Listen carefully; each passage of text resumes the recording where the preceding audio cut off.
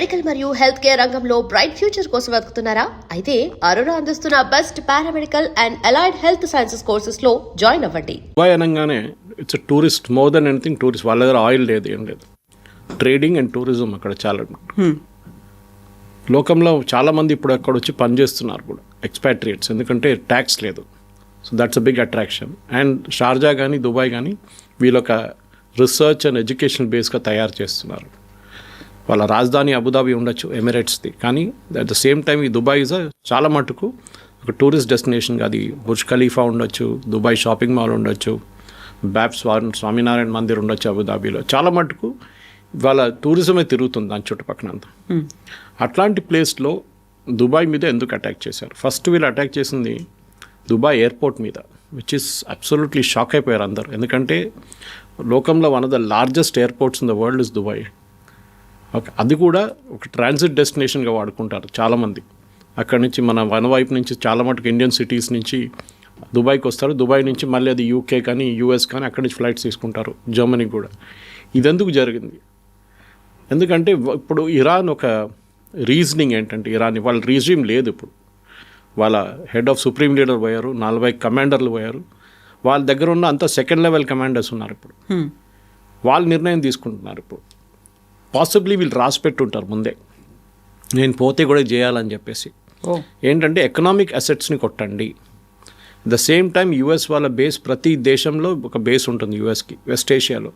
అది యుఏఈ ఉండొచ్చు, బహ్రెయిన్ ఉండొచ్చు, సౌదీ అరేబియా ఉండొచ్చు, ఒమాన్ ఉండొచ్చు, ఏ దేశం అయినా, ఖతార్ బిగ్గెస్ట్ బేస్. ఎక్కడున్నా కానీ వాళ్ళని హిట్ చేయండి మీరు. సెకండ్, వీళ్ళ ఎకనామిక్ అసెట్స్ని కొట్టండి. సౌదీ అరేబియా అరామ్కో రిఫైనరీ కొట్టారు నిన్న, విచ్ ఇస్ అబ్సల్యూట్లీ లోకంలో ఏం చెప్తారు, one of the biggest refineries అది. దాంతో ఇమ్మీడియట్గా ఆయిల్ ప్రైసెస్ పెరిగింది. స్ట్రైట్ ఆఫ్ హోర్మూజ్ అయితే క్లోజ్ చేశారు, అది ఇంకోటి. ఇంకా చూడండి, అసెట్స్ని కొడుతున్నారు, స్ట్రైట్ ఆఫ్ హోర్మూజ్ క్లోజ్ చేశారు.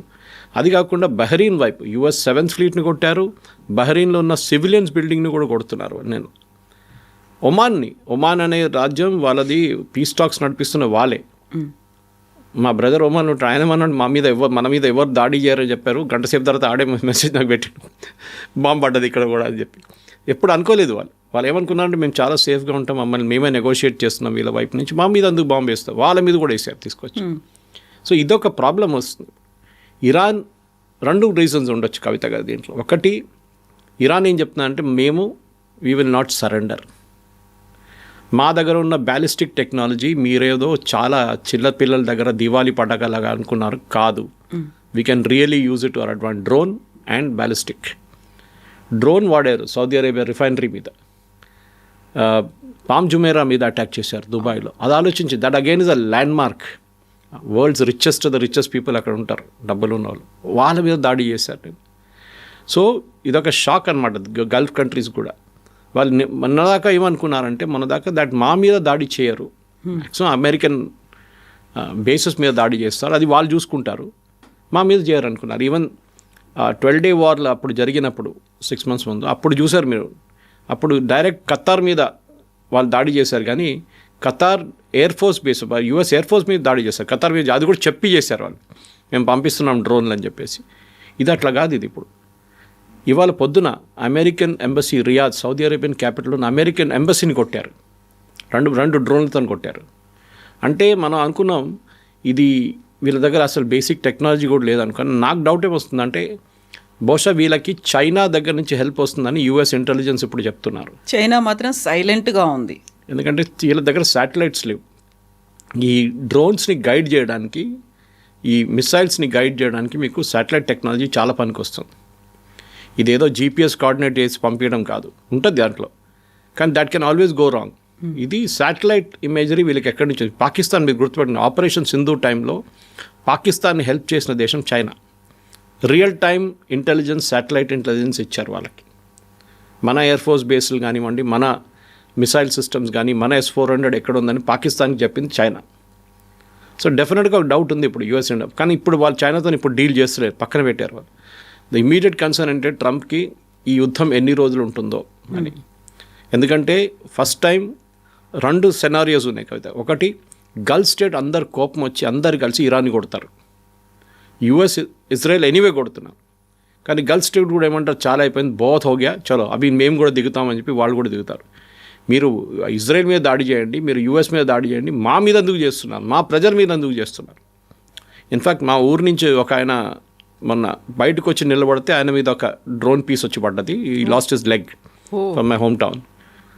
ఆయన తప్పు, బయట రాకూడదని చెప్పారు. అప్పుడు బయట వచ్చి నిలబడి చూడడానికి మన హ్యూమన్ టెండెన్సీ ఉంటుంది కదా అది. సో ఇప్పుడు జరిగే దాంట్లో కవిత గారు ద మోస్ట్ డేంజరస్ థింగ్ ఏంటంటే, ఒక్కటి ఆయిల్ ప్రైసెస్ అదైతే పెరుగుతుంది, కానీ $10 పెరిగి అక్కడే స్టేషనరీగా ఉంది, మూవ్ కావట్లేదు. ఎందుకంటే ఓపెక్ వాళ్ళ ప్రొడక్షన్ పెంచేశారు. So that will strait of Hormuz open పెట్టడానికి చాలా క్రూషియల్. ఎందుకంటే సూయజ్ కెనాల్ నుంచి వచ్చి స్ట్రైట్ ఆఫ్ హార్మూజ్ నుంచి వచ్చి ఒక యూటర్న్ తీసుకుంటుంది చిన్న, at the widest point near Gulf of Oman 36 కిలోమీటర్లు అంతే ఇది వెడల్పు. అక్కడి నుంచి షిప్స్ ఇట్లా తిరిగి రావాలన్నమాట, ఒక డ్యాన్స్ చేస్తారు వాళ్ళు, అది literally. And these are huge crude oil ships అనమాట, మ్యాసివ్.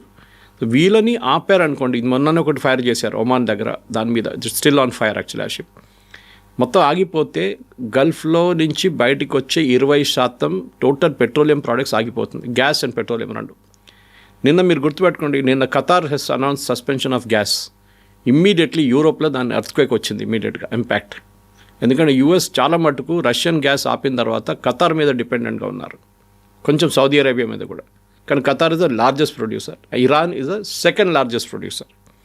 ఇరాన్ నుంచి తీసుకోలేరు, ఖతార్ నుంచి ఇప్పుడు ఖతార్ వాళ్ళ ప్రొడక్షన్ ఆపేశారు, వాళ్ళ బేస్ మీద కూడా అటాక్ చేశారు, గ్యాస్ బేస్ మీద. రష్యా, ఇప్పుడు ఆలోచించండి, నేను మొన్న ట్వీట్ చేశాను, బహుశా మీకు చెప్పుంటాను. I tweeted that president Trump భారతదేశం మీద ఇంకొక 25% పెడతారంట టారిఫ్. ఎందుకంటే మీరు రష్యా దగ్గర నుంచి ఆయిల్ కొనట్లేదని చెప్పి. రష్యా దగ్గర నుంచి కొనండి ఆయిల్ అని. నిన్నప్పుడు చూస్తే నేను ఈవినింగ్ కాగానే the ministry of external affairs I sent out and appeal to government of India, మీరు యూఎస్తో మాట్లాడి చెప్పండి మాకు అర్జెంటుగా రష్యా దగ్గర నుంచి ఆయిల్ కొనాల్సిందే, ఇంటర్వ్యూన్ అవ్వండి ఇప్పుడు. బికాస్ మిగతా ఆయిల్ సోర్సెస్ బంద్ అయిపోయినాయి ఇప్పుడు. లేకుంటే మనం $80 $90 పర్ బ్యారెల్ ఇవ్వాల్సి వస్తుంది, రష్యా 40కి ఇస్తున్నారు మనకి డిస్కౌంట్లో. సో సిచ్యువేషన్ ఆ పరిస్థితికి వచ్చేసింది అనమాట. ఎకనామిక్లీ ఇరాన్ కొడుతున్నారు, బహుశా ఎక్కువ రోజులు ఉండదు వాళ్ళ దగ్గర, ఎందుకంటే ఎన్ని మిసైల్స్ ఉన్నాయి ఇరాన్ దగ్గర. ఆన్ దేర్ ఓన్ వాళ్ళ దగ్గర ఉన్న 20,000 బ్యాలిస్టిక్ మిసైల్స్ ఉన్నాయి, దాంట్లో ఆల్రెడీ ఒక 5-6 వేలు వాడుకున్నారు. మిగతా దాన్ని యూఎస్ డిస్ట్రాయ్ చేశారంటారు, ఎంత డిస్ట్రాయ్ చేస్తే తెలియదు. వాళ్ళు మ్యాక్సిమం స్టాక్ పైల్స్ వాళ్ళది పెట్టుకున్నది హెజ్బుల్లా దగ్గర ఉంది, హెజ్బుల్లాకి పంపించారు వాళ్ళు. రేపేమైనా అయితే ప్రాబ్లం అయితే మీరు అక్కడి నుంచి షూట్ చేయండి, మేము ఇక్కడి నుంచి చేయలేమని చెప్పి హెజ్బుల్లాకి ఇచ్చారు. హెజ్బుల్లా దగ్గర 120,000 మిసైల్స్ ఉన్నాయి, దాంట్లో చాలా మటుకు వాళ్ళు ఇజ్రాయెల్ వాళ్ళు డిస్ట్రాయ్ చేశారు, ఫస్ట్ ఆ వార్లోనే డిస్ట్రాయ్ చేశారు October 7 తర్వాత. ఇంకెంత ఉందో అని అడిగితే 40,000 ఉందంటున్నారు ఇప్పుడు దాకా. ఆ 40,000లో ఆల్మోస్ట్ ఒక 5,000 మొన్న వాడారు వాళ్ళు లాస్ట్ 1 వీక్లో. దాన్ని కూడా ఇజ్రాయెల్ తర్వాత ధ్వంసం చేశారు, లాంచెస్ని ధ్వంసం చేశారు, మిసైల్ ప్రొడక్షన్. ఇప్పుడు ఇరానియన్ మిసైల్ ప్రొడక్షన్ ఫెసిలిటీ మీద కొడుతున్నారు అమెరికా. ఎందుకంటే ఏ ఫ్యాక్టరీ అయినా వీళ్ళని హెల్ప్ చేస్తున్నారో ఈ మిసైల్ ప్రొడక్షన్ వాళ్ళు కొడుతున్నారు. సో మనం ఐ థింక్ అమెరికా కూడా ఇరానియన్ టెక్నాలజీని అండర్ ఎస్టిమేట్ చేశారు. ఇరాన్ దగ్గర ఏదో చిన్నపిల్లల దగ్గర ఉన్న దివాళీ రాకెట్ లాగా పటాకాలాగా అనుకున్నారు, కాదు. I think they got a very sophisticated technology వాళ్ళ దగ్గర. Iranian education system is one of the best.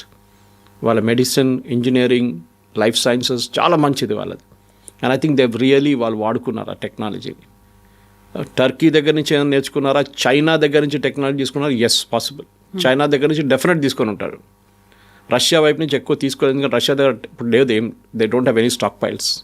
అంటే వాళ్ళ దగ్గర మిసైల్ తీసుకొచ్చి పెట్టే స్పేస్ కూడా లేదు వాళ్ళ దగ్గర. ఆ పరిస్థితుల్లో ఇప్పుడు నెక్స్ట్ 3 రోజుల్లో అమెరికా ఇవాళ పొద్దున వార్నింగ్ ఇచ్చారు ట్రంప్ దట్ చాలా పెద్ద ఒక అటాక్ జరగబోతుంది, we will attack them with everything అన్నారు. ఆ everything is going to be very dangerous. ఎందుకంటే దాని తర్వాత మళ్ళీ వెస్ట్ ఏషియా ఎక్స్ప్లోడ్ అవుతుందో లేదో మనం చెప్పలేం. ఇప్పుడు దాకా మనమైతే సేఫ్ ఉన్నాం, మన వైపు ఏం రాలేదు. కానీ ఇక్కడ మనకు అన్నిటికీ పెద్ద ప్రాబ్లం రాబోతుంది పెట్రోలియం ప్రైసెస్. అది మనకి రష్యా దగ్గర నుంచి కొనుక్కుంటే వీ విల్ రెడీ, శాంక్షన్స్ పెట్టండి మా మీద, మాకు కావాలి రష్యా దగ్గర తీసుకుంటామంటాం మనం. అండ్ ప్రెసిడెంట్ ట్రంప్ ఆల్సో వాళ్ళు ఏం చేయరు, they will agree to it. ఈ పరిస్థితుల్లో రష్యా గ్యాస్ కూడా సప్లై చేయాల్సి వస్తుంది యూరోప్కి. అది ఆపెట్టారు. నార్త్ స్ట్రీమ్ పైప్ లైన్, ఒక పైప్ లైన్ ఉంది గ్యాస్ది, అది ఆఫ్ చేసి పెట్టారు వీళ్ళు యూరోపియన్. మాకు అక్కర్లేదు గ్యాస్ మీ దగ్గర నుంచి అని చెప్పి ఇప్పుడు అడుగుతున్నారు నిన్నటి నుంచి, ప్లీజ్ మాకు గ్యాస్ ఇవ్వండి అని చెప్పి. బికాస్ యూరోప్లో వింటర్ ఇప్పుడే అవుతుంది. సో దట్ మ్యాసివ్ ఇంపాక్ట్ ఉండబోతుంది యూరోప్ మీద. పెట్రోలియం ప్రైసెస్ డబుల్ అయిపోతుంది యూరోప్లో. ఎందుకంటే యూరోప్ దగ్గర ఒక్క ప్లేస్ కూడా పెట్రోలియం ప్రొడక్షన్ ఫెసిలిటీ లేదు వాళ్ళ దగ్గర. రిఫైనింగ్ స్పేస్ ఉండొచ్చు కానీ పెట్రోలియం ప్రొడక్షన్ లేదు. సో మన వైపు నుంచి మనం వెనజువేలా, యుఎస్, రష్యా వీళ్ళు 3 సోర్సెస్ నుంచి మనం తీసుకోవాల్సి వస్తుంది. ఈ వార్ ఎండ్ అయిపోతే, స్ట్రైట్ ఆఫ్ హార్మూజ్ ఓపెన్ అయిపోతే దెన్ సిచ్యువేషన్ మళ్ళీ బ్యాక్ టు నార్మల్ వచ్చేస్తుంది. కానీ దాని టైం పడుతుంది. మినిమం ప్రెసిడెంట్ ట్రంపే చెప్తున్నారు ఒక నెల పడుతుందని చెప్పేసి. 3-4 వీక్స్ కంటిన్యూ అవ్వచ్చు అంటున్నారు. We have enough stock. వాళ్ళకి డౌట్ ఏముందంటే నిన్న రాత్రి కూడా జనరల్ పెట్రోల్స్ వాళ్ళ రిటైర్డ్ చీఫ్ అన్నారు, చీఫ్ ఆఫ్ స్టాఫ్ ఉన్న యుఎస్ ఆర్మీది, ఆయన ఏమన్నారంటే I have a doubt America దగ్గర అన్ని మిసైల్స్ ఉందా లేదా అని చెప్పి. మా దగ్గర అన్ని మిసైల్స్ ఉందా లేదా నాకు డౌట్ ఉంది, ఎందుకంటే చాలా వాడుతున్నాం మనం. Whether we have that enough production అంటే yesterday Trump has given an indication saying full production నడుస్తుంది, we will have no shortage of missiles. కావాలంటే బ్రిటన్ దగ్గర తీసుకుంటాం, జర్మనీ దగ్గర తీసుకుంటాం, ఫ్రాన్స్ దగ్గర తీసుకుంటాం. France has moved the aircraft carrier move చేశారు గల్ఫ్కి. యూకే పార్టిసిపేట్ చేయట్లేదు, భయపడుతున్నారు యూకే, ఎందుకంటే వాళ్ళ దగ్గర పెద్ద ఒక ముస్లిం పాపులేషన్ ఉంది యూకేలో. వాళ్ళు మళ్ళీ ఏదైనా అటాక్ చేస్తారని భయం ఉంది. వితిన్ యూకే ప్రొటెస్ట్ చేసి ఏమైనా అటాక్ చేస్తే ప్రాబ్లం అవుతుందని చెప్పి నిన్న పార్లమెంట్లో కూడా, వాళ్ళ పార్లమెంట్లో చాలా పెద్ద ప్రాబ్లం జరిగింది నిన్న డిబేట్లో. నేను చూశాను, లైవ్గా చూశాను. ఇప్పుడున్న పరిస్థితుల్లో కవిత గారు ఇట్స్ అ మెస్. ఇది ఎన్ని రోజులు ఎవరికి కెపాసిటీ ఉందో దాని మీద ఉంటుంది. ఇరాన్ది అయితే డెఫినెట్లీ ఇరాన్కి ఒక రోజులు ఒక 3-4 వేలు వాళ్ళు యూజ్ చేస్తే కూడా వాళ్ళకి వారం రోజు తర్వాత వాళ్ళు ఏం చేయలేరు. And that is going to be very crucial. Iranian regime పడిపోతుందా లేదా అని ఇప్పుడు అందరూ అదే చూస్తున్నారు, ఎదురు చూస్తున్నారు అనమాట. పడి ఏ రోజు వాళ్ళు అగ్రీ చేస్తారో దెన్ సిచ్యువేషన్ మారిపోతుంది. ఇప్పుడు ఒమాన్ మాట్లాడుతున్నారు, పీస్ టాక్స్ నడుస్తుంది, మళ్ళీ జెనీవాలో స్టార్ట్ చేద్దామని చెప్తున్నారు. కానీ నాకైతే డౌట్ ఉంది, Iranian regime will not change. ఎందుకంటే వాళ్ళకి ఎండ్ గేమ్కి వచ్చేసారు. ఇప్పుడు పోతే మేము అందరు పోతాం. స్పెషలీ వాళ్ళ రెవల్యూషనరీ గార్డ్ 140,000 మంది ఉన్నారు. Revolutionary guards, hard core Khamenei supporters. వాళ్ళే రోడ్డు మీద వచ్చి దిగుతున్న వాళ్ళని షూట్ చేశారు వాళ్ళే. నెక్స్ట్ వాళ్ళది ఒక సెమీ ఒఫీషియల్ ఉన్న ఒక గ్యాంగ్ లాగా ఉంది, అది 180,000. That's another form of IRGC. వాళ్ళ ఆర్మీ ఏమో 8 లక్షల మంది ఉన్నారు. ఆర్మీ వాళ్ళ దాకా ఇంటర్ఫియర్ చేయలేదు. ఇరానియన్ ఆర్మీ మీద అందరు ఇప్పుడు ఎదురు చూస్తున్నారు. ఈ ఆర్మీ రేపు ఇరాన్లో ట్రంప్ చెప్పిన తర్వాత ఒక కూ లాగా చేస్తే దెన్ సిచ్యువేషన్ మొత్తం మారిపోతుంది. అది మనకు నెక్స్ట్ 2 to 3 డేస్లో తెలుస్తుంది కదా. బట్ ఇవన్నీ పోయి దుబాయ్ మీద ఎందుకు పడ్డారు అనేది, దుబాయ్ ఎంత కష్టపడి ఎంత డెవలప్ చేసుకొని వచ్చింది, అలాంటి దుబాయ్ మీద కూడా టార్గెట్ చేయడము అనేది మళ్ళీ అక్కడ దాన్ని రివైవ్ అవ్వడానికి చాలా టైం తీసుకుంటుంది. అండ్ ఇప్పుడు ప్రపంచం చూస్తేనేమో World War III లోడింగ్ అనేటువంటి మాట ఎందుకు వినిపిస్తోంది అసలు? World War III అయితే రాదండి. World War III this is going to B inter reason conflict. World war అంటే అన్ని నేషన్స్ ఇంపాక్ట్ అవుతుంది. ఇన్వాల్వ్ అవ్వాలి అప్పుడు. చూడండి, సెకండ్ వరల్డ్ వార్లో US ఇన్వాల్వ్ కాలేదు. Till pearl harbour was hit. Japanese వచ్చి పర్ల్ హార్బర్ కెమికల్స్ అటాక్ చేసిన తర్వాతనే US దిగారు దాంట్లో. అది కూడా US ఏం చేశారు, వచ్చారు జపాన్ మీద 2 బాంబులు పడేశారు, ఖతం అయిపోయింది, యుద్ధం ఫినిష్.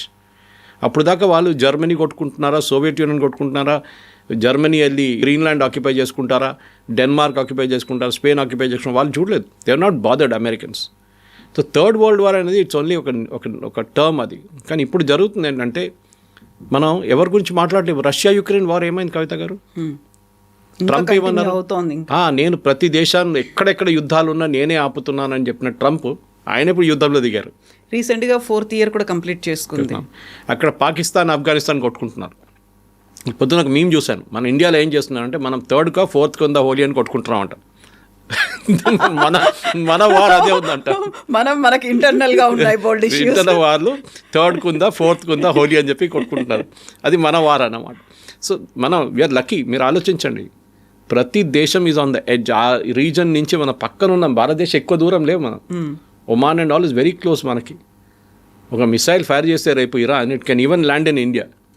కానీ వీఆర్ బీయింగ్ వెరీ కేర్ఫుల్. ఎవరు సైడ్ తీసుకోకుండా మోదీ గారు ఈవెన్ ఖమనీ డెత్ని మనం కండెమ్ చేయలేదు. చాలా కేర్ఫుల్గా ఉన్నాం మనం. ఎందుకంటే చేస్తే ఒకటి అమెరికా యాంటగనైజ్ అవుతారు, రెండోది గల్ఫ్ కంట్రీస్ కూడా వాళ్ళు కోపం పడతారు. ఎందుకంటే వీళ్ళందరూ సున్నీలు, వేరే షియా, Iran is a Shia country. So ఇది జరగబోతుంది. పాకిస్తాన్లో చూడండి ఏం జరిగింది. పాకిస్తాన్లో వాళ్ళ కరాచీలో ఉన్న US ఎంబసీ మీద దాడి చేశారు అక్కడ ప్రొటెస్టర్స్. పాకిస్తానీ పోలీస్ ఏం చేయలేదు, చూసుకుంటూ నిలబడ్డారు వాళ్ళు. అమెరికన్ మెరైన్స్ లోపల నుంచి ఫైర్ చేసి 25 మంది చనిపోయారు వీళ్ళు పాకిస్తానీ ప్రొటెస్టర్స్. అక్కడ మెసేజ్ అయింది. కానివ్వండి, ఈ వార్ అయిన తర్వాత ప్రెసిడెంట్ ట్రంప్ చూడండి ఎట్లా కొడతారో అసీం మునీర్ని, షబాజ్ షరీఫ్ని. మా ఎంబసీ మీద దాడి చేస్తారా మీరు? మేము చూపిస్తాం మీకు. ఇప్పటి నుంచి కాలు 2-3 మిగిలిపోయిన మిసైల్ అక్కడ కూడా వేసేస్తారు పాకిస్తాన్ మీద కూడా. ఇదే జరగబోతుంది. Right now we are busy with this, will let us finish this, then we will handle you later. అంటే అట్లాంటి ఎక్స్ట్రీమిస్ట్ ఎలిమెంట్స్ మీ దగ్గర ఉన్నారు. మన దగ్గర కూడా రియలైజ్ అవుతారంటారా? ఎందుకంటే ఎప్పుడు అమెరికా పాకిస్తాన్కి మద్దతు ఇస్తుంది, సపోర్ట్ చేస్తుంది, కావాల్సినటువంటి ఎక్విప్మెంట్ అంతా ఇస్తుంది. అది పాకిస్తాన్కి ఎప్పుడు ఇచ్చేది? ఫస్ట్ తాలిబాన్ టైంలో ఇచ్చారు, సోవియట్స్ని తరిమి కొట్టడం. దాని తర్వాత తాలిబాన్ కొట్టడానికి పంపించారు. ఇప్పుడు తాలిబాన్ పాకిస్తాన్ కొట్టుకుంటున్నారు. అమెరికాకి అక్కడ ఏం ఇంట్రెస్ట్ ఉందంటే అక్కడ నుంచి రేర్ ఎర్త్స్ బయటికి తీయాలి. వాళ్ళు కొంచెం డబ్బులు ఇన్వెస్ట్ చేశారు ప్రెసిడెంట్ ట్రంప్ కంపెనీలో, కొంచెం చాలా డబ్బులు ఇన్వెస్ట్ చేశారు. అసీం మునీర్ లాంటి వాళ్ళు, వాళ్ళని హ్యాపీగా పెట్టుకుంటున్నారు. కానీ ఇట్లాంటి సిచ్యువేషన్కి వచ్చినప్పుడు డెఫినెట్ ఐఎమ్ నో డౌట్ రేపు పాకిస్తాన్ చూడండి, ఇప్పుడు చనిపోయిన తర్వాత కూడా కమినీ పాకిస్తాన్ ఇజ్రాయెల్ తిడుతున్నారు, which Israel will not take it lightly. ఎందుకంటే నెక్స్ట్ అటామిక్ పవర్ ఉన్నది గల్ఫ్ కంట్రీస్లో అంటే ముస్లిం వరల్డ్లో ఇస్ విత్ పాకిస్తాన్. వాళ్ళు ఎప్పుడో కొట్టడానికి ప్లాన్ చేస్తున్నారు, ఎక్కువ లొల్లి చేస్తే వాళ్ళు కొడతారు. కానీ ద ప్రాబ్లమ్ ఇస్ పాకిస్తాన్ దగ్గర ఉన్న అటామిక్ కేపబిలిటీ అంతా యూఎస్ దగ్గర ఉంది, యూఎస్ నిఘాలో ఉందని. వాళ్ళు దాన్ని తాళం చేయ వాళ్ళ దగ్గర ఉంది. Pakistan cannot use it. అది యూఎస్కి ఎప్పుడో తెలుసు. అది పిచ్చోన్ చేతిలో రాయిలాగా అయిపోతుంది. అది ఎక్కడ పడేస్తాడో తెలియదు తీసుకెళ్ళి. సో ఇట్లాంటి పరిస్థితుల్లో ఇప్పుడున్న దాంట్లో డెఫినెట్గా పాకిస్తాన్కి వాళ్ళ ఎంత ఎఫర్ట్ పెట్టినా కానీ గల్ఫ్ కంట్రీస్ వాళ్ళు పట్టించుకోరు. ఇటువైపు ఏమో సౌదీ అరేబియా వాళ్ళ ప్రాబ్లం ఉంది, వాళ్ళ మీద దాడి చేస్తున్నారు. రియాద్ మీద దాడి చేశారు, వాళ్ళ అరామ్కో ఫ్యాక్టరీ మీద దాడి చేశారు, ఖతార్ దాడి జరిగింది, కువైత్ మీద దాడి చేశారు. ఎక్కడ ఇన్వాల్వ్ లేని దేశాలు అందరి మీద దాడి చేస్తున్నారు. ఎందుకంటే you are all supporting the US base. అక్కడ సైప్రస్లో కొట్టారు, యూకే బేస్ని కొట్టారు. ఎందుకంటే అక్కడ నుంచి ప్లేన్స్ టేక్ ఆఫ్ చేస్తుంది. అంటే అంత నాలెడ్జ్ ఉంది వాళ్ళకి. That is the main thing. Kavitha గారు, మనం అనుకుంటాం ఇరానియన్స్ దగ్గర ఒక టెక్నాలజీ లేదు, ఇంటెలిజెన్స్ లేదు, రెండూ ఉన్నాయి వాళ్ళ దగ్గర. They are somehow getting the intelligence. ఎక్కడి నుంచి మీకు ఎట్లా తెలుసు సైప్రస్ నుంచి టేక్ ఆఫ్ చేశాను యుఎస్ జెట్స్ అని? వాళ్ళకి తెలిసిపోయింది అది. దానికోసం వాళ్ళు కొట్టారు. డియోగో గార్షియా కొట్టలేరు. డియోగో గార్షియా పర్మిషన్ లేట్ ఇచ్చారని చెప్పి నిన్న ట్రంప్ స్టాప్ అని చాలా తిట్టాడు నిన్న. మీరు ముందే పర్మిషన్ ఇవ్వండి, మా B-2 బాంబర్స్ అక్కడ ఉండే, మేము మళ్ళీ యుఎస్ నుంచి తెప్పించుకోవాల్సి వచ్చింది మాకు అని చెప్పి. సో ఇది ఇప్పుడు ఎట్లయిపోయిందంటే ఇది ఇరాన్ని ఒక గాజా లాగా తయారు చేస్తారు. ఇప్పుడు చూస్తూనే ఉండండి. End of it all Iran will resemble Gaza. అది పరిస్థితి. హెజ్బుల్లాని వాళ్ళు చూసుకుంటారు, ఇజ్రాయెల్ అని చెప్పాను చూడండి. ఇటువైపు హమాస్ ఇస్ ఆల్మోస్ట్ ఫినిష్డ్, వాళ్ళు ఏం మాట్లాడలేదు. ఇప్పుడు హూతీలను చూసుకోవాలి, అది యూఎస్ చూసుకుంటారు. కావాలంటే ఇండియా కూడా అప్పగిచ్చేస్తారు, మీరు చూసుకోండి హూతీలు అని చెప్పేసి. అది కూడా జరుగుతుంది. దిస్ ఇస్ ద సిట్యుయేషన్ నా. సో ఇరాన్ నుంచి నినాదాలు వచ్చేవి, death to Israel, death to America అని వచ్చేది. ఆ రెండూ కలిసాయి. ఇప్పుడు ఖమేనీని చంపేసిన తర్వాత స్టిల్ అదే కండిషన్ ఇంకా కంటిన్యూ అవుతుంది. ఎందుకంటే ఒక స్ప్లిట్ అనేది ఇరాన్లో కూడా కనిపించింది. చాలా వరకు బయటకు వచ్చారు, సెలబ్రేట్ చేసుకున్నారు. ఉమెన్ డాన్సులు చేయడాన్ని నిషేధిస్తే ఆ డాన్స్ వీడియోస్ కూడా ఇప్పుడు సోషల్ మీడియాలో కనిపిస్తున్నాయి. బట్ అక్కడున్నటువంటి రివల్యూషనరీ గార్డ్స్ మొత్తం టేక్ ఓవర్ చేసుకున్నారు, వాళ్ళు అటాక్ చేస్తున్నారు. ఇరాన్లోనే అలాంటి స్ప్లిట్ కనిపించినప్పుడు నెక్స్ట్ ఇరాన్ భవిష్యత్తు అంటే అది ఇరాన్ నుంచే ఎవరో లీడర్ రావాలండి పైకి. మనం సిరియా ఎగ్జాంపుల్ తీసుకుందాం. సిరియాలో ఒక terrorist leader, Al-Qaeda terrorist leader వాళ్ళ ప్రెసిడెంట్ అయ్యారు. వాళ్ళ నుంచే వచ్చారు ఒక లీడర్ పైకి. అన్ని లీడర్ డెమోక్రాటిక్గా ఉండాలని ఎక్కడ చెప్పలేదు, ఎక్కడ రాసిపెట్టలేదు. కంట్రోల్ ఎవరు చేస్తారు వాళ్ళ మీద ఉంటుంది.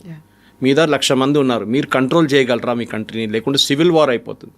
అమెరికా ఎక్కడెక్కడ రెజ్యూమ్ చేంజ్ తీసుకొచ్చిందో లాస్ట్ 2-3-4 సంవత్సరాల్లో, నాకన్నా ఎక్కువ కూడా, ఆ కంట్రీస్ అన్నీ ఇవాళ మొత్తం ధ్వంసం అయిపోయినాయి కంప్లీట్గా. You take Iraq, Saddam Hussein పోయిన తర్వాత ఎవరు వచ్చారు, ఎవరు పోయారు, అప్పుడు కూడా కొట్టుకుంటా. అక్కడ అల్ఖైదా ఉంది, అక్కడ ఐసిస్ ఉంది, అందరూ ఉన్నారు. మీరు ఇటువైపు సిరియా తీసుకోండి. సిరియాలో ఇప్పుడు కూడా in spite of having this so called leader, అక్కడ కూడా ఇదే ప్రాబ్లం నడుస్తుంది.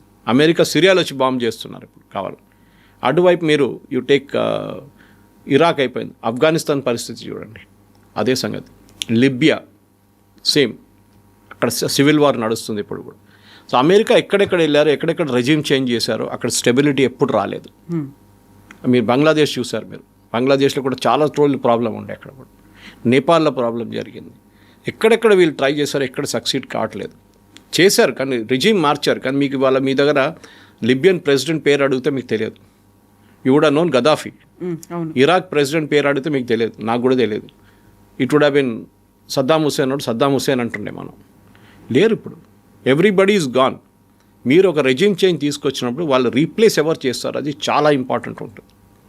అది ఇరాన్లో కూడా ఇంపార్టెంట్. మీరు బయట నుంచి రేజా పేల్వీని తీసుకొస్తే ఆయన 50 సంవత్సరాలు దేశం నుంచి బయటకున్నాం, ఏం చేయలేడు. I give an example. మీరు వెనిజువేలా జరిగినప్పుడు మడూరోని కిడ్నాప్ చేసి తీసుకెళ్ళినప్పుడు ఫస్ట్ ట్రంప్ ఏమన్నారు, ఆ నోబెల్ ప్రైజ్ గెలిచిన ఆమె ఉంది కదా, ఆమె తీసుకొచ్చాడు. మషాడో ఏమైంది దాని తర్వాత? వాళ్ళ అడ్వైజర్ అన్న వద్దు, ఆమెకి ఎక్స్పీరియన్స్ లేదు, దేశం నడిపేయడంటే చిన్నపిల్లల ఆట కాదు, జస్ట్ కీప్ హర్ అవుట్. మాట్లాడడానికి చాలా బాగా మాట్లాడుతుంది కానీ దేశం దాంతో నడవదు, వాళ్ళ దాంట్లోనే ఎవరిని ఉన్నా సెలెక్ట్ చేయండి వాళ్ళంటే మళ్ళీ వాళ్ళ వైస్ ప్రెసిడెంట్ సెలెక్ట్ చేసి ఆమెకి ఇన్స్ట్రక్షన్స్ ఇచ్చారు, దేశం ఇట్లా నడిపియండి, డబ్బులు మేము ఇస్తాం, ఆయిల్ రిఫైనరీస్ అన్ని మేము రిపేర్ చేపిస్తాం, but you run the country. దానికోసం వెనిజువేలాలు ఇవ్వాల దాకా మీరు ఒక రైట్ వినలేదు, ఒక ఫైటింగ్ వినలేదు, ఒక ఫైరింగ్ వినలేదు, ఏం జరగలేదు. అక్కడ చాలా పీస్ఫుల్గా నడుస్తుంది. బట్ అక్కడ కూడా ఇప్పుడు ఇరాన్లో కూడా మేమే నెక్స్ట్ ఎవరు అనేది డిసైడ్ చేస్తామని ట్రంప్ చెప్తున్నాడు. నిజంగా అది పాసిబిలిటీ ఉందా? ట్రంప్ డిసైడ్ చేయలేరు, ఈ కెనాట్ డిసైడ్. అదైతే చాలా క్లియర్. ట్రంప్ డిసైడ్ ఏం చేయగలరంటే ఇరాన్ని పోస్ట్ రూలర్ ఎవరు వస్తారో వాళ్ళని వాళ్ళ వైపు ఉంచుకోవడం, వాళ్ళు ఫండింగ్ చేయడం చాలా ఇంపార్టెంట్ ఉంటుంది. ఇరాన్లో కవిత గారు రాజా పేల్వి ఫస్ట్ వీళ్ళ ఫాదర్ ఉన్నప్పుడు 79లో డిపోజ్ అయ్యారు. ఆయన 79 నుంచి 2026 వచ్చేదాకా ఇరానియన్ కరెన్సీ 99% డీవాల్యూ అయిపోయింది. ఎగ్జాంపుల్ ఇస్తాను, మన రూపీస్ తీసుకుందాం. మనం 100 రూపాయలు మీరు బ్యాంకులో వేస్తే మీ డిపాజిట్లో ఆ 100 రూపాయలకి ఇవాళ విలువ 1 రూపాయి. ఆలోచించండి, మీరు బ్యాంక్లో ₹1,00,00,000 వేశారు, దాని విలువ ఎంత ఉంటుంది ఇవాళ? పోయింది, మొత్తం డబ్బులే పోయింది, complete wiped out. Iranian currency worthless అయిపోయింది. పేపర్ ఇప్పుడు ఒక లోఫ్ బ్రెడ్ కొనాలంటే చిన్న ఒక ట్రక్లో తీసుకెళ్ళాలి డబ్బులు, అంత అక్కడే ప్రాబ్లం అంతా స్టార్ట్ అయింది. ఇప్పుడు 6 నెలల ముందు మన ప్రొటెస్ట్ ఎందుకు స్టార్ట్ అయింది, అక్కడ బాజారీస్ అంటారు, అంటే బాజార్ నడిపిస్తున్న వాళ్ళు ట్రేడర్స్. వాళ్ళు ఏమంటున్నారు అంటే మా దగ్గర ఎవరు రావట్లేదు కొనడానికి, nobody is coming to buy anything from us. మేమేం అమ్మాలి, మేము కరెన్సీకి వాల్యూ లేదు, నీళ్ళు లేవు వాళ్ళ దగ్గర. ఇప్పుడు పవర్ సప్లై ఎరాటిక్గా ఉంది, ఎందుకంటే ఇరాన్ దగ్గర మేము చెప్పాను చూడండి, 2nd largest gas production in the world, capacity production కాదు వాళ్ళ దగ్గర ఉన్న asset. 3rd largest oil reserves in the world. First is Venezuela, 2nd Saudi Arabia, 3వది ఇరాన్. గ్యాస్లో first is Qatar, 2nd is Iran. కానీ లాస్ట్ 3 సంవత్సరాల్లో Iran produce చేసింది total oil ప్రొడక్షన్లో 3%. మినిమం 20-22% ప్రొడ్యూస్ చేయాల్సిన ఒక కంట్రీ ఇస్ డూయింగ్ ఓన్లీ 2%, 3%. అక్కడ ఎందుకంటే యూఎస్ టోటల్ బ్యాన్ పెట్టేశారు, ఎవ్వరు కొనకూడదు వీళ్ళ దగ్గర నుంచి ఆయిల్ అని చెప్పి, రష్యా లాగానే. అక్కడే ప్రాబ్లం వచ్చింది. సో ఇరాన్ ఒక చాలా మోడర్న్ నేషన్ ఉండే రేజా పెల్వి టైంలో. ఆఫ్కోర్స్ ఈ వాజ్ ద డిక్టేటర్, అది పక్కన పెడదాం మనం, అబ్సల్యూట్ డిక్టేటర్, యూజ్లెస్ ఫెలో అని చెప్పొచ్చు, కానీ కంట్రీ నడిపించారు. సద్దాం హుసేన్ కూడా మీరు అట్లని చెప్పొచ్చు, absolute dictator, 3rd rate character అని చెప్తే కానీ దేశం నడిపించాడు. గదాఫీ కూడా సేమ్ థింగ్, స్టెబిలిటీ ఉండే వాళ్ళకి. Whether you agree with that stability concept అన్నాడు, అది ఇంకోటి. కానీ ఇప్పుడు ఏంటంటే ఇరాన్లో ఈ ఇరానియన్ రెవల్యూషన్ తీసుకొచ్చిన టైం నుంచి ఇప్పుడు దాకా ఫస్ట్ 8 సంవత్సరాలు ఖొమేనీ ఉండే, దాని తర్వాత 40 సంవత్సరాలు ఖమేనీ ఉండే. ఈ 40 సంవత్సరాల్లో కంప్లీట్ ఎకానమీని ధ్వంసం చేశారు వాళ్ళు. షరియా లా మీద ఇంపార్టెన్స్ పెట్టి అన్ని దేశాలతో కొట్లాడుకొని అమెరికాతో పంగా పెట్టుకున్నారు. అది లాస్ట్ ఇప్పుడు ఈ సిచ్యువేషన్కి ఎట్లా వచ్చిందంటే ఇప్పుడు ఇరానియన్ కరెన్సీకి వాల్యూ లేదు, ఇన్ఫ్లేషన్ ఏమో 49 నుంచి 55% ఇన్ఫ్లేషన్ ఉంది, కొంతమంది 80% అంటున్నారు. ప్రజలకి తినడానికి ఎక్కువ తిండి లేదు అక్కడ, వాళ్ళు సఫర్ అవుతున్నారు. కానీ వాళ్ళ ఎడ్యుకేషన్ సిస్టమ్ చూస్తే one of the best in the world. వాళ్ళ దాంట్లో 98% మహిళలు ఎడ్యుకేటెడ్, చాలా ఎడ్యుకేషన్ సిస్టమ్ సూపర్ ఇరాన్లో. వాళ్ళ దగ్గర పోస్ట్ గ్రాడ్యుయేట్ లెవెల్లో కూడా చాలా మంచి education, even their medical education. మన భారతదేశం నుంచి చాలామంది కాశ్మీర్ వైపు నుంచి షియా పిల్లలు వెళ్తారు అక్కడ చదువుకోవడానికి, కార్గిల్ వైపు నుంచి. This is very important. Iran దగ్గర పొటెన్షియల్ ఉంది, ఆ పొటెన్షియల్ని నడిపించడానికి వీళ్ళకి తెలియదు. రేజా పేల్వీని ఎందుకు తీసేశారు బయట అంటే కరప్షన్, అబ్సల్యూట్ కరప్ట్ ఉండే ఆయన. యుఎస్ వాళ్ళని వాడుకున్నారు. ఆయనకన్నా ముందున్న ప్రెసిడెంట్ మొహమ్మద్ మెజీబ్ ఆయన కిందకి దింపారు 1953లో. వీళ్ళందరూ కలిసి చేశారు పని, ఎవరు యూకే MI6 అండ్ CIA కలిసి చేశారు. ఆయన పక్కన పెట్టి ఈయన తీసుకొచ్చారు షా ఆఫ్ ఇరాన్ని. ఆయన అసలు దేశం మొత్తం ధ్వంసం చేశారు. ఖొమేనీ దాని తర్వాత వచ్చారు, he lead the revolution after that. ఆయన ఒక లీడర్గా ఎగిరారు ఆయన, కానీ 8 సంవత్సరాలు ఉండలేకపోయారు ఆయన. After 8 years he died. కానీ ఈ రిలీజియస్ లీడర్స్ ఏంటంటే వాళ్ళు ఒకటే రూట్ ఉంటుంది వాళ్ళది, రిలీజియన్ ఎక్స్పాండ్ చేయడం. ఆ రిలీజన్ని కంట్రోల్ చేయడం, మహిళల్ని కంట్రోల్ చేయడం, మహిళల్ని బయట రాకుండా. మీరు చూస్తుంటారు బుర్కా లేదు, హిజాబ్ వేయలేదు అని చెప్పి ఎంతో మహిళలను చంపారు వీళ్ళు. జుట్టు కనిపిస్తోంది అని. అది సో డెఫినెట్గా ఇరాన్లో కొత్త లీడర్షిప్ రావాలంటే నెక్స్ట్ ఒక 2 to 3 వీక్స్లో వాళ్ళ దాని నుంచే ఎవరినైనా సెలెక్ట్ చేయాల్సి వస్తుంది. కానీ ఈ నేషనల్ గార్డ్, రెవల్యూషనరీ గార్డ్స్ ఉన్నారు చూడండి, వాళ్ళని ఫస్ట్ ట్యాకిల్ చేయాల్సి వస్తుంది. వాళ్ళ టాప్ లీడర్షిప్లో 22 మందిని చంపేశారు మన బాంబింగ్లో. ఇన్ఫ్యాక్ట్ ఆ బాంబింగ్ కూడా చాలా, నేను ఇవాళ పొద్దున కూడా I was listening to an Israeli expert, intelligence expert. ఆయన ఏం చెప్తున్నా అంటే, ఇంత హైలీ ప్రొటెక్టెడ్గా ఉన్న మనిషి, ఖమనీ లాంటి మనిషిని మీరు ఒక ఓవర్ గ్రౌండ్ ప్యాలెస్లో పెట్టి ఓపెన్ ఏరియాలో, అంటే ఓపెన్ ఏరియా అంటే నాట్ అండర్ గ్రౌండ్, పైన ఒక బిల్డింగ్లో పెట్టి దాంట్లో ఒక 100-200 మంది కమాండర్స్ని తీసుకొస్తే వీళ్ళందరూ చూసుకొని కూర్చుంటారు అక్కడ. In fact the operation was planned on Tuesday, వెనస్డేకి పోస్ట్పోన్ చేశారు, థర్స్డేకి పోస్ట్పోన్ చేశారు, ఫ్రైడేకి పోస్ట్పోన్, లాస్ట్ సాటర్డే పొద్దున కొట్టారు. ఎందుకంటే వీళ్ళు అనుకున్నారు ఇప్పుడు దాకా ఇజ్రాయెల్ మా మీద దాడి చేసినప్పుడు రాత్రిపూట చేశారు, పొద్దున పూట ఎప్పుడు చేయలేదు, వాళ్ళు కొట్టారు మామూలు. కానీ it is absolute blunder. In fact that Israeli expert saying, మీద ఒక డోర్ మీద బోర్డు కూడా పెట్టుంటారు, here lives Khamenei family, please knock and enter the door అని, please knock the door and enter. అంత ఓపెన్గా పెట్టుకున్నారు మీరు. ఓకే, నేను అప్పుడు తెలుస్తుంది అంటే ఇవాళ వచ్చిన రిపోర్ట్లో ఇజ్రాయెల్ వాళ్ళు ట్రాఫిక్ సిగ్నల్ కెమెరాలు కూడా హ్యాక్ చేశారంట. ఈ లీడర్స్ అందరూ ట్రావెల్ చేస్తున్న రూట్ చూసుకోవడానికి మన దగ్గర ట్రాఫిక్ కెమెరాస్ ఎందుకు పెడతారు, బండి ట్రాక్ అది కూడా ఇజ్రాయెల్ వాళ్ళు హ్యాక్ చేశారట. దాన్ని హ్యాక్ చేసి వీళ్ళందరూ ఏ రూట్లో వెళ్తున్నారు, ఎక్కడికి వెళ్తున్నారు కనుక్కుంటే అందరూ ఒకటే రూట్లో వెళ్తున్నారంట. And that the only fellow who escaped yesterday's bombing, I mean 28th bombing రోజు వాజ్ హెడ్ ఆఫ్ ఇంటెలిజెన్స్. ఆయనకి ఒంట్లో బాగాలేదంట, ఇంట్లో అనుకున్నాడు, ఆయన డెప్యూటీ అయినండి ఆడు చనిపోయాడు. సో ఆ పరిస్థితి they have able to get superb intelligence. ఇది చాలా ఇంపార్టెంట్. హ్యూమన్ ఇంటెలిజెన్స్ ఒకటి ఉంటుంది అంటే వాళ్ళు ఇరాన్లో ఉన్న ఈ రెజీమ్ లోపల కూడా దూరారు. వాళ్ళు కాసిం సులైమానీని చంపినప్పుడు there was excellent information. Qasem Soleimani తోడునెవరో ఇన్ఫర్మేషన్ ఇచ్చారు that he is moving in this car from so and so place. ఎందుకంటే 6 కార్లు ఉండే కాన్వాయ్లో, 6 కార్లకు ఒకటే నంబర్ ప్లేట్. మన దగ్గర కూడా చూడండి, రేవంత్ రెడ్డి వెళ్తున్నప్పుడు, చంద్రబాబు నాయుడు వెళ్తున్నప్పుడు కార్ నంబర్ ప్లేట్ అన్నీ ఒకటే ఉంటుంది. యాక్చువల్లీ ఇట్ ఇస్ ఇల్లీగల్, కానీ సెక్యూరిటీ వైజ్ ఇట్ ఇస్ ఇంపారిటివ్. ఆ కార్లు మారుతూనే ఉంటాయి కాన్వాయ్లో, సో మీకు తెలియదు ఏ కార్లో ఉన్నాడని చెప్పేసి. అదే వీళ్ళు కూడా ఫాలో చేస్తారు. కానీ కరెక్ట్గా అప్పుడు కూడా కొట్టారు సులైమానీని. పక్కన ఉన్న ఏ కార్కి ఏం ప్రాబ్లం రాలేదు. ఆలోచించండి.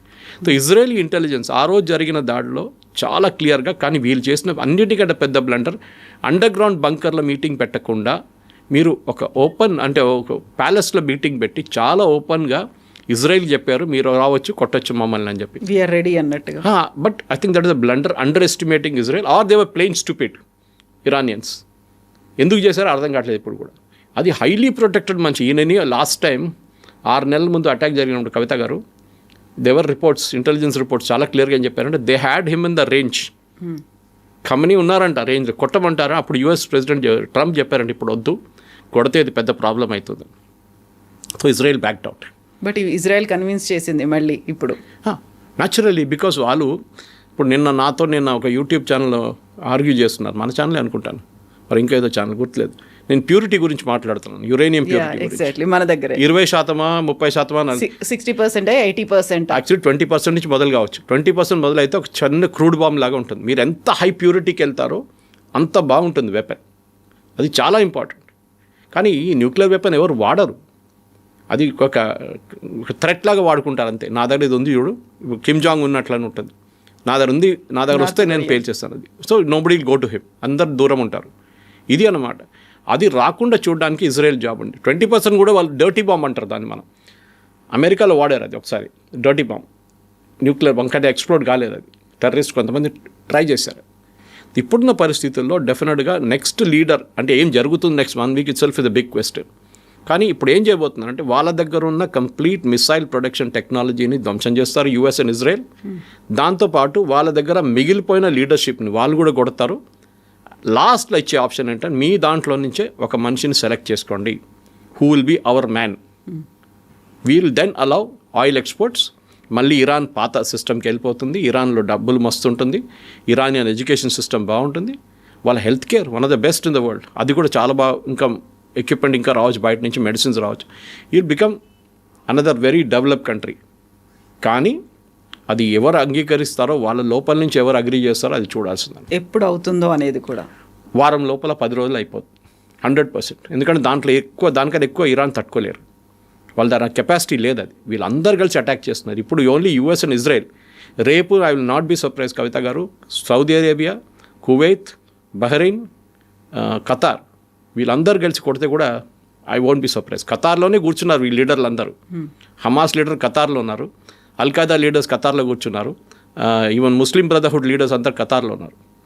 సో వాళ్ళని ఫస్ట్ వాళ్ళని పట్టుకుంటారు ఖతార్. మీరు చెప్పండి వెళ్ళి ఇరాన్కి అని చెప్పేసి. కానీ అప్పుడు దాకా ఉండదు, వాళ్ళని కూడా ఫినిష్ చేసేస్తారు ఇజ్రాయెల్ 100%.